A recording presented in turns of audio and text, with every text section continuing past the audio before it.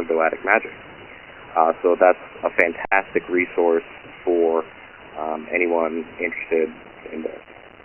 Anyway, John, I hope that was fruitful information for your listeners and yourself, really. You said you didn't have much experience with Jung. I think you'd find it fascinating.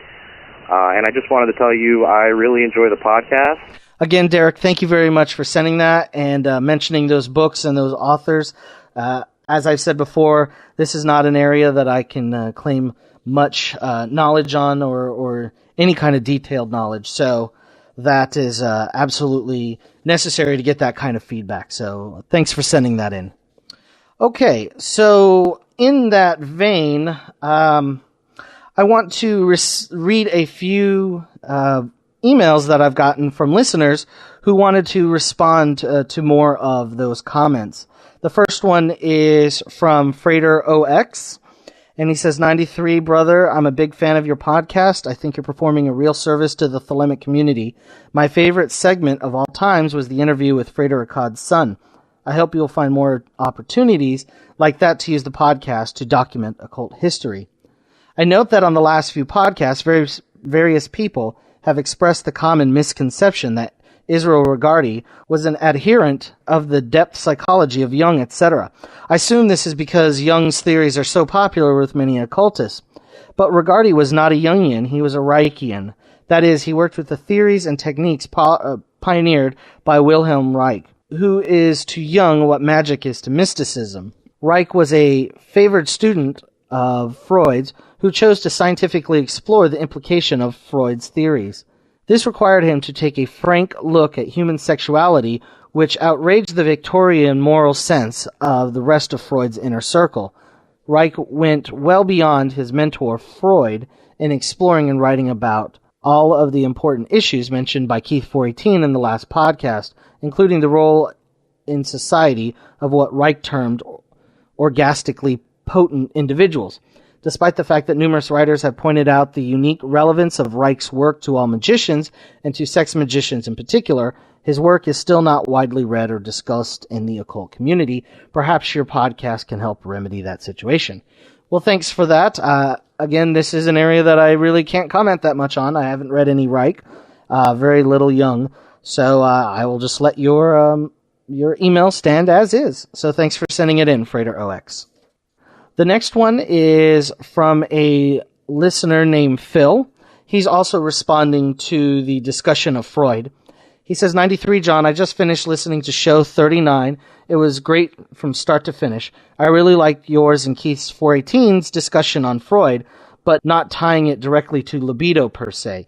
It placed me in mind of a book I read several years ago, David Bacon's Sigmund Freud and the Jewish mystical tradition, regarding the origins of psychoanalysis. Maybe it's Bacon. Bacon writes that what Freud was really building off was his friend mentor Joseph Breuer's, I don't know if I'm saying that one correct, talking cure. The really cool part of Bacon brings to the fore is that Breuer's father, Solomon Breuer, was actually a powerful rabbi in Europe at the time who studied Jewish mystical texts. The proposition that Bacon eventually makes is that the study of the Kabbalah is one of the original sources for psychoanalysis. In the first edition of the book, Bacon, in his foreword, writes that he's not suggesting that Freud was up late nights poring over the Zohar and other mystical texts. There was no evidence that he even had copies of these books.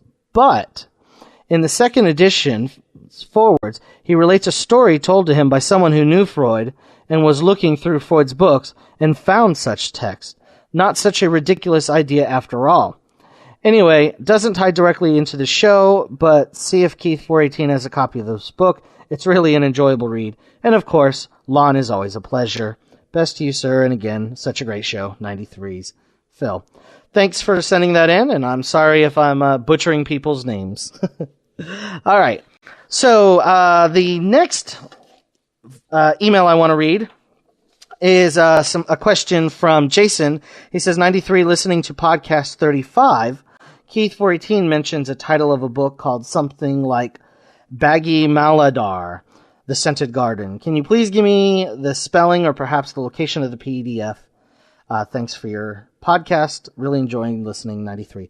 Okay, the book is The Bagi Mater, The Scented Garden of Abdullah, the Satirist of Shiraz, or Bag-i Mator.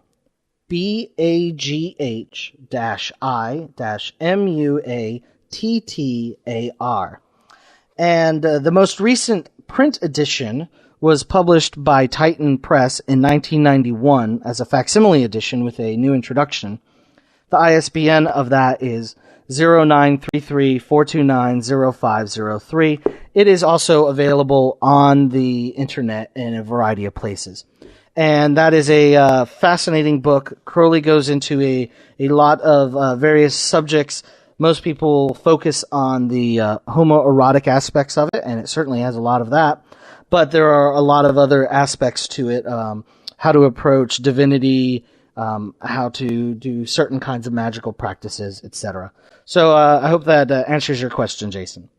Okay, the next one is a listener. It says, Hiya, Ian Santa Clara here. I'm enjoying Thelema Coast to Coast, and a recent episode prompts me to ask the question. You and Keith 418 mentioned the online version of Magic Without Tears at Hermetic.com and said that it has a number of errors in it. Could you elaborate? That's the only version I've managed to get my paws on so far, and I'd love to know what issues it has. I'm on the hunt for a print edition, but in the meantime, this is all I have. Thanks. The main issues that it has are tremendous spelling and typing errors. So far, I haven't done an exact comparison between a first edition version and the actual TypeScript, but I'm told that it has lots and lots of errors in it.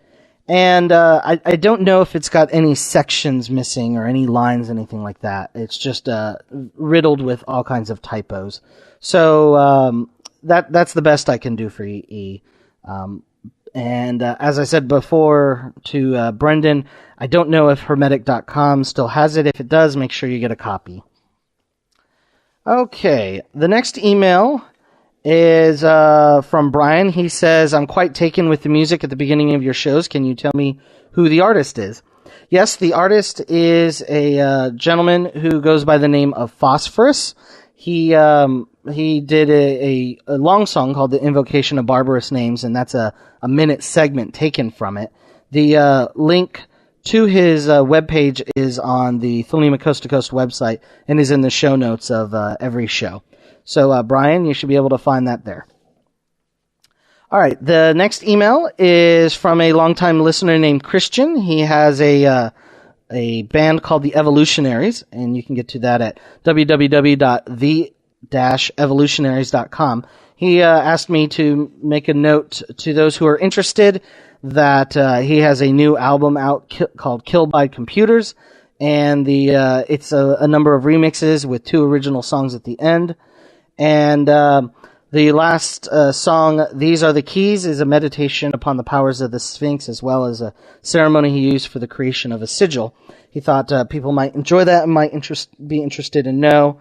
And that is up on his website. It is a very limited release, so people might want to go check that out. Again, www.the-evolutionaries.com. All right. The next email is from Greg. He just wanted to let people know that he has a new podcast out. It's called A Cult of Personality, a kind of a play on Cult of Personality. And that's at www.occultofpersonality.com. All one word. And he has about 5 podcasts out, and he interviews various people within occultism, esotericism, and the conspiracy groups, and talks to them about a number of subjects. So I wanted to let people know about Greg's new occult podcast. So go check that out. And the last email is from a listener named Jeff. He emailed me to let me know that he was going to the Czech Republic and that he was going to be looking for a Liber All. Unfortunately, he didn't find it. He writes, I recently returned from Prague, and I regret to inform you that I was unable to obtain a copy of the Book of the Law in the Czech language. To be frank, I was very surprised that I was unable to find it, and moreover, I was rather surprised to see that Crowley was rather unknown in the country. I looked in several bookstores throughout the country and also made a visit to a very large occult bookstore in Prague, although the shelves were filled with other classics such as Transcendental Magic, Sefer Yetzirah, as well as hundreds of other interesting titles. I found only 4 Crowley titles available in Czech, and I was somewhat filled with disbelief when the shop attendant complained that they were the only Crowley books available in the Czech language.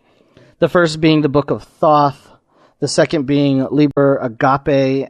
The other 2 I did not recognize, and due to the fact that they were translated, I was uncertain of just what they were. My wife is Czech, and she translated the titles to me, and I had no clue what she was talking about. But as I said, the latter 2 books appeared to be about Crowley and not really Crowley titles. It all seemed rather ridiculous to me. I mean no disrespect, but I tend to believe that Magic and Theory and Practice, Book 4, and the Book of the Law are Crowley's best works, and I thought it was sad to see a bookstore filled with, from top to bottom, with books that seemed to be in existence in part because Crowley, yet very little from Crowley is to be found, nor did he seem to be known by anyone at all. Later this same day, I inadvertently was approached by a Czech magician while browsing CDs in a heavy metal shop. He wanted to talk to me about energy and magic because he claimed he could see my aura. He did not speak English, nor is my Czech worth anything more than placing a beer order in a pub. Well, it's better than mine.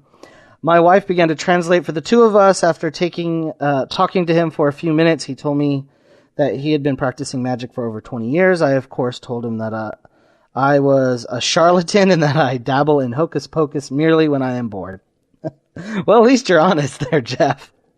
At this point, I figured I must be talking to someone familiar with Crowley, and perhaps he could direct me towards a copy of the Book of the Law, but always he had no idea who Crowley was. However, he knew of John Dee and Edward Kelly, but Edward Kelly is something of a legend in Czech. Even my wife's somewhat village parents knew who Crowley is, as he was made into a character in a popular Czech fairy tale.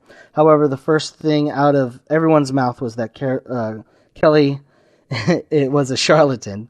They also have liquors named after Kelly in Czech. The label claims that it is the perfect alchemical mixture of herbs and spices.